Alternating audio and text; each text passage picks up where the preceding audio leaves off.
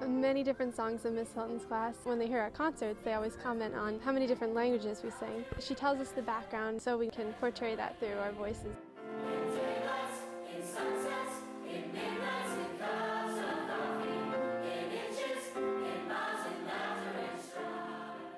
Because we are in Blairstown and it's so beautiful. We have Appalachian Trail and all these different waterfalls all around us. It definitely inspires me to take pictures of those things and to be more aware of those things.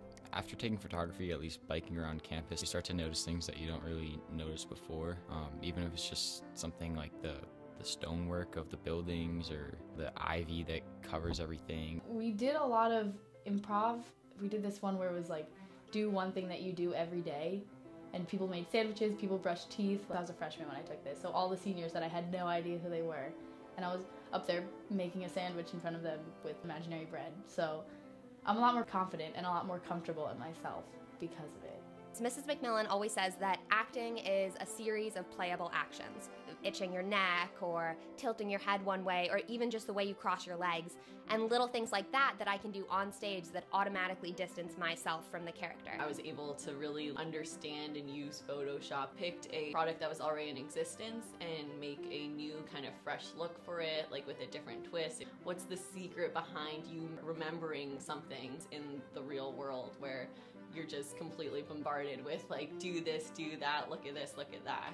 I also learned from Mrs. Sykes how to draw on what you see around you to sort of influence and integrate it into your work. I just made a teapot and I used a letter from the Cambodian alphabet as the handle because they're just such beautiful shapes. When I first signed up for Techro, I knew practically nothing about building things. The set last year, it moved back and forth, it turned, there was a chute for people to go down into the box that we had built. There were 4 sides, they all meant different things. There were things that slid out onto stage and then left stage, and I learned so much. Not just about which wrench is which, but kind of how to attack a situation. Miss Baragona does a very good first assignment. She tells you to draw an apple, at least to ignore any preconceived notion of how things look. To see all the different colors within one shade of red or within one apple. I create a promo video behind the scenes for this guy that's doing an app for the iPhone. It was basically done mostly in post-production,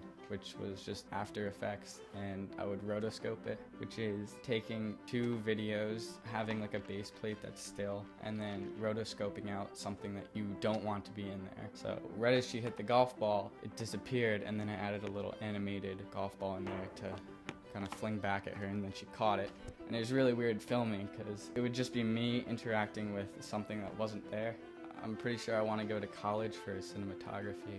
I used to work very tiny, very stiff, and very, very slowly. I'm now working very large, very loose. My style is more free. Some things just look aesthetically pleasing. They have a nice negative space, they have balance, they have the golden mean, but there's no message. To convey a message, you need to introduce things from your own imagination, and sometimes when you get really into art, you don't know when you're making it up and when you're just seeing it for a different angle or seeing it from a different perspective.